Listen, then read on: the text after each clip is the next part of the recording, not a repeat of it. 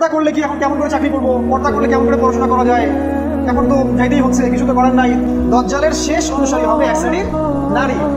বগুড়ার ধুনট উপজেলায় কান্তনগর উচ্চ বিদ্যালয়ের শ্রেণীকক্ষের ভিতরে ছাত্রছাত্রীদের ঝাপটাঝাপটির আপত্তিকর ভিডিও, দৃশ্য এবং ছবি সামাজিক যোগাযোগের মাধ্যমে ছড়িয়ে পড়েছে। এই ভিডিও নিয়ে চাঞ্চল্যের সৃষ্টি হয়েছে পুরো এলাকা জুড়ে।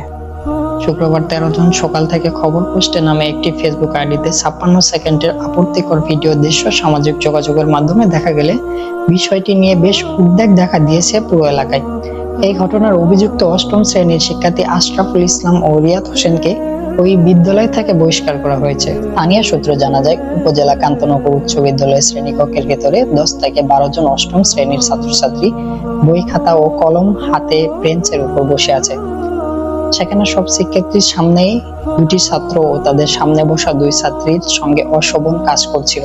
স্বেচ্ছায় সবার সামনে একে অপরকে জড়িয়ে ধরা ছাত্রছাত্রীরা, তাদের ঘনিষ্ঠতা আলিঙ্গনের সীমাবদ্ধ ছিল না বলে অভিযোগ।